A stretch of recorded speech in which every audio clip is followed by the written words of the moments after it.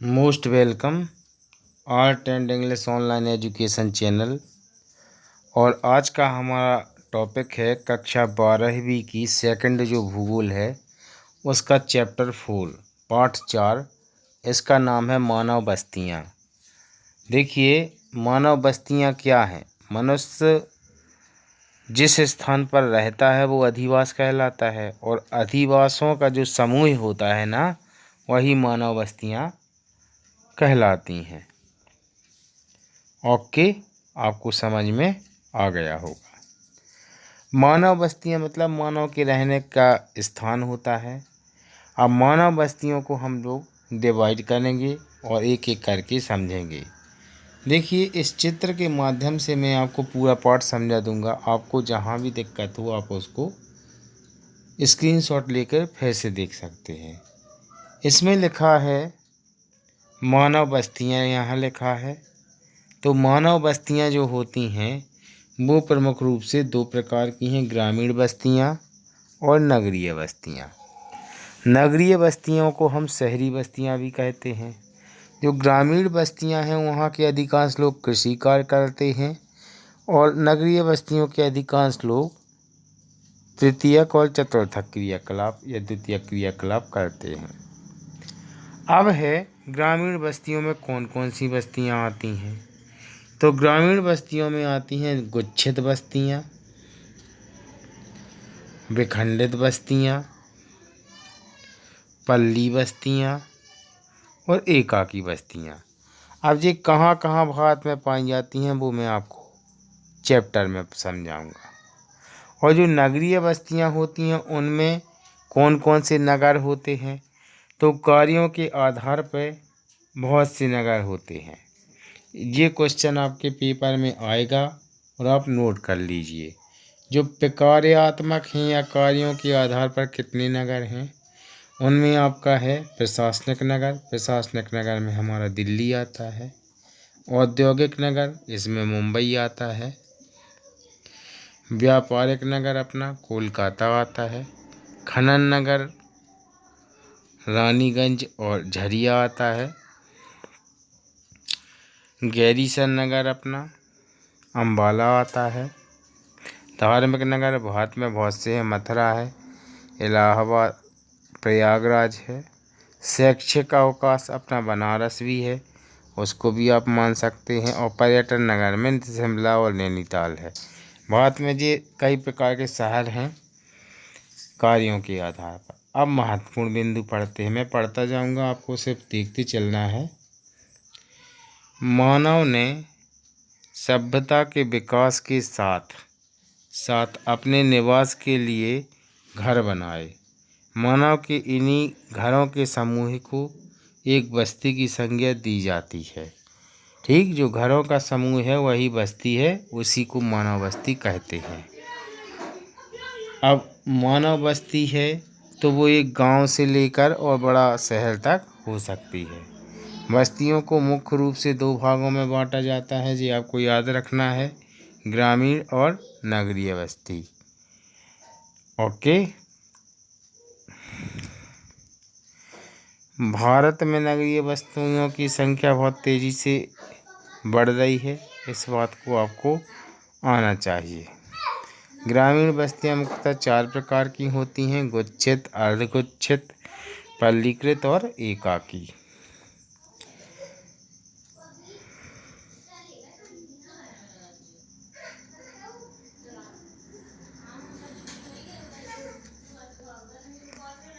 पाटलिपुत्र, प्रयाग, मदुरई भारत के प्राचीन नगरों में से प्रमुख उदाहरण हैं। अगर जी आपका क्वेश्चन आता है, ये बहुत प्राचीन नगर हैं। भारत में नगरीय संकुल में तेजी से वृद्धि हो रही है। ग्रामीण बस्तियां मुख्यतः चार प्रकार की होती हैं, मैं ये पहले ही बता चुका हूँ आपको। और ये सब चीज़ें आप इस चैनल पर देख रहे हैं। इस चैनल का नाम है art and English online education channel. इसको सब्सक्राइब कीजिए और बेल आइकन को भी दबाइए, ताकि जब भी मैं आपके लिए नया वीडियो बनाऊं तो उसका नोटिफिकेशन आपको मिलता जाए। और एक चीज़ है कि पढ़ें वहाँ जहाँ योग्यता हो, जो योग्य व्यक्ति हो, जिसके पास डिग्री हो, उसी के पास पढ़ें।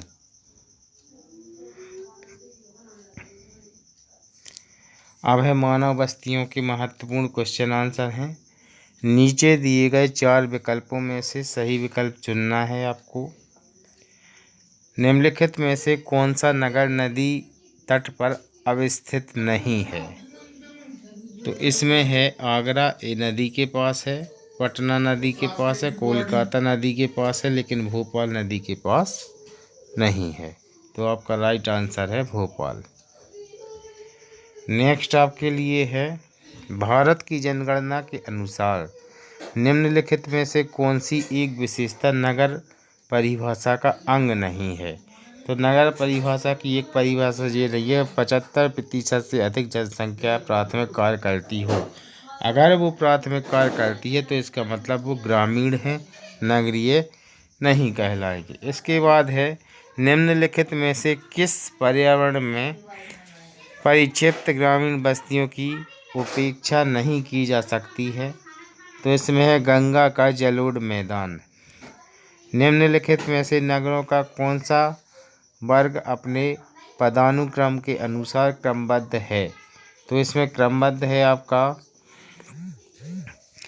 वो है आपका घ नंबर का जो सही क्रम में है, इसमें बृहन मुंबई है, कोलकाता है, दिल्ली है और चेन्नई है। इनका क्रम सही है। इसके बाद है,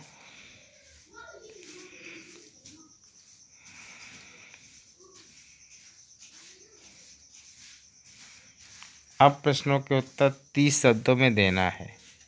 गैरीसन नगर क्या होते हैं, उनका क्या प्रकार होता है? वेरी मोस्ट पेपर में आया भी था। ब्रिटिश शासन काल में इन नगरों का उदय गैरीसन नगरों के रूप में हुआ है। ये छावनी नगर भी कहलाते हैं। जालंधर, अम्बाला, बबीना, महू, ऊधमपुर आदि गैरीसन नगर हैं। इसके बाद है, दिल्ली नगरीय संकुल की पहचान किस प्रकार की जा सकती है? कम से कम 5000 जनसंख्या, उच्चतम जनघनत्व तथा उसका विशाल भाग, द्वितीयक व तृतीयक, उच्च स्तरीय व्यावसायिक प्रबंधकीय सेवाओं, प्रबंधकीय आर्थिक गतिविधियों में संलग्न होने से किसी नगरीय संकुल की पहचान आसानी से की जा सकती है। और ये सब चीज़ें दिल्ली में हैं, इसलिए दिल्ली के अलावा और भी कई अपने नगरीय संकुल हैं। मतलब किसी भी नगरीय संकुल, दिल्ली ही नहीं, देखिए ये सब नगरीय संकुल है। मैंने इसमें दिल्ली इसलिए कहा था कि आपके लिए अगर कोई नगरीय संकुल का उदाहरण पूछे तो आप आराम से बता दें। दिल्ली नगरीय संकुल है, मुंबई भी नगरीय संकुल है, कोलकाता भी मुंबई संकुल है, क्योंकि ये एक दूसरे से जुड़े हुए हैं। उनके पास कई उपनगर हैं, नगरमालाएँ हैं, सन्नगर हैं। अब है, मरुस्थलीय प्रदेशों में गांवों के अवशिष्ट के कौन से मुख्य कारक होते हैं? जो मोस्ट नहीं है, हालांकि मैं PDF इसकी आपको सेंड कर दूंगा। ओके। अब है, महानगर क्या होते हैं, नगरीय संकुलों से किस प्रकार भिन्न होते हैं? 10 लाख से 50 लाख की जनसंख्या वाले नगर महानगर कहे जाते हैं। इस बात को आप नोट कर लें और आपको आना भी चाहिए। जिसकी जनसंख्या 10 लाख से 50 लाख है वो क्या कहलाते हैं? महानगर कहलाते हैं। ओके।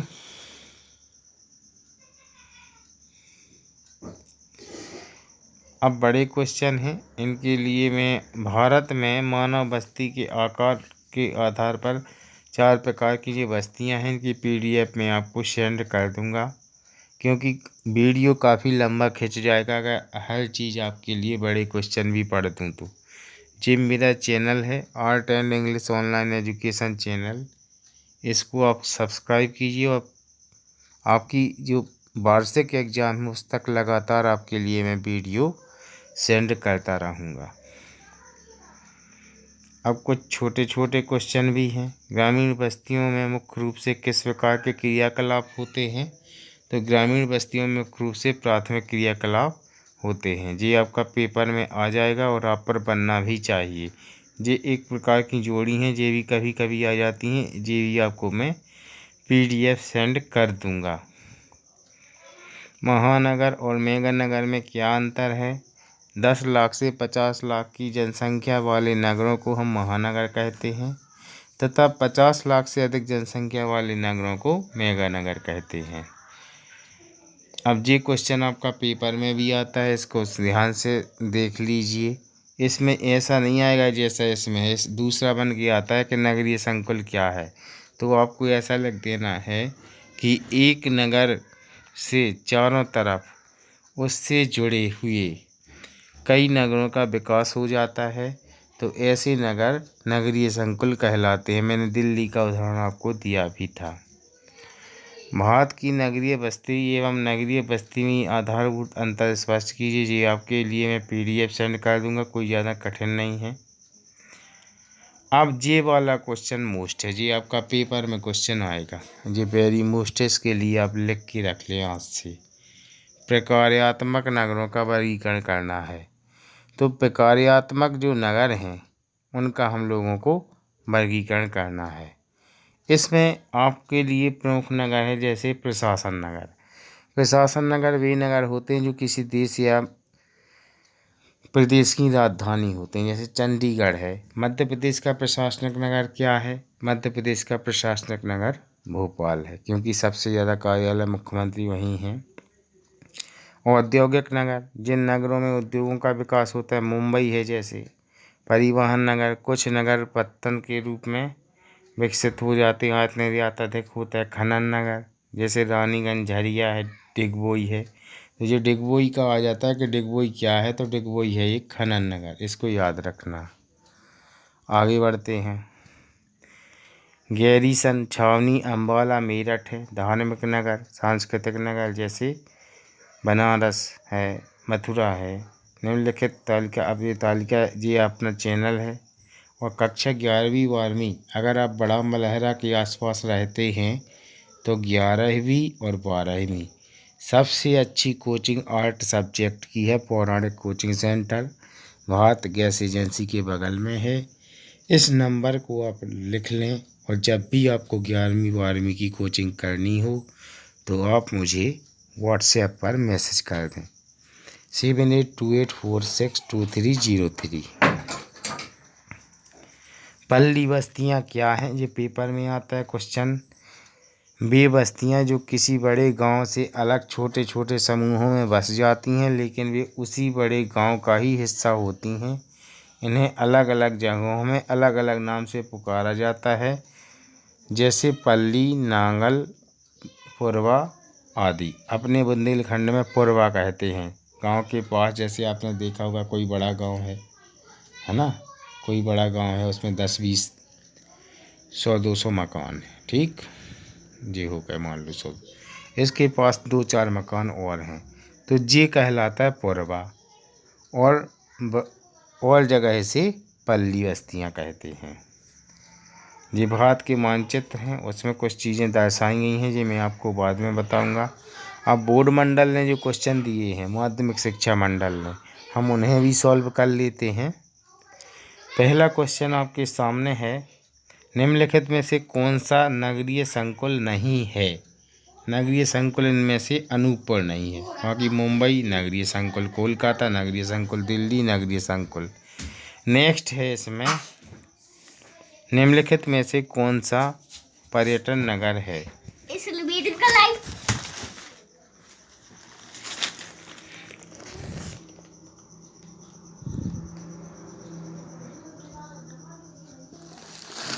बेकार करें।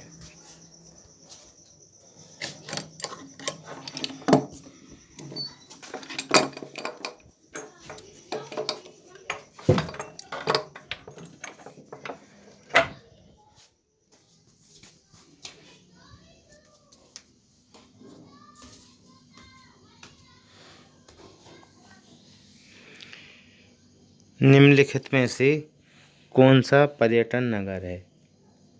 ये है आपके सामने, तो इसमें आपका रहेगा पचमढ़ी। मध्य प्रदेश में पचमढ़ी एक पर्यटन नगर है। हरिद्वार ये धार्मिक नगर है। इसके आगे बढ़ते हैं।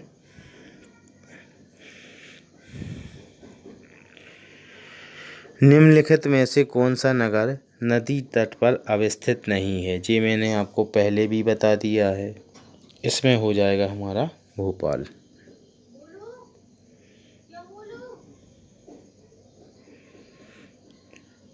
भारत की जनगणना में किसी नगर की विशेषता नहीं माना जाता है।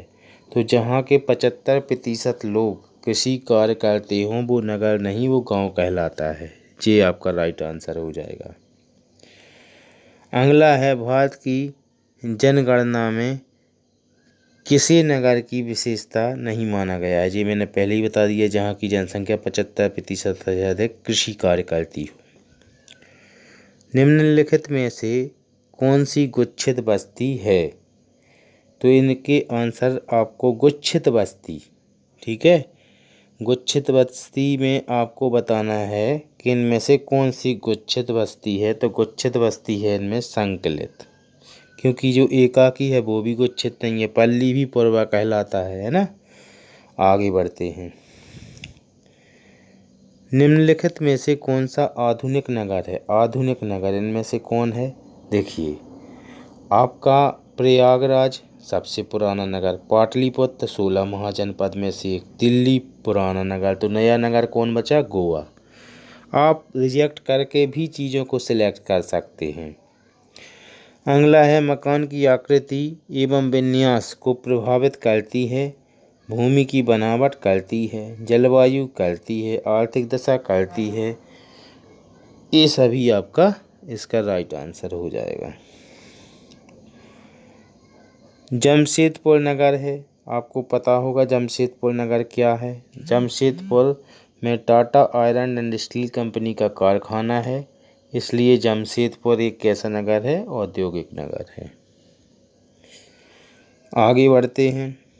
गुच्छित बस्तियां पाई जाती हैं। गुच्छित बस्तियां कहाँ पाई जाती हैं? गुच्छित बस्तियां आपकी बुंदेलखंड में भी पाई जाती हैं, नागालैंड में भी और राजस्थान में भी। जी आपके सही है उपरोक्त सभी। इसके बाद है, खनन नगर है, रानीगंज है, झरिया है, डिगबोई है। ये तीनों हैं, इसलिए आंसर बन जाएगा उपरोक्त सभी।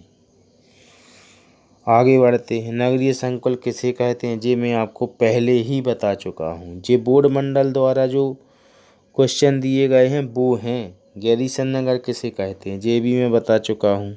छावनी नगर जो होते हैं वो गैरीसन नगर हैं, जैसे डिगबोई है, मेरठ है, अम्बाला है। नगरीय संकुल जैसे दिल्ली है। ये मैं आपको सब चीज़ें बता चुका हूँ। ये बोर्ड मंडल द्वारा जारी प्रश्न पत्र है, इसलिए इसको ध्यान से पढ़ना आप। महानगर मेगानगर में अंतर जी मैं आपके साफ करवा चुका हूँ।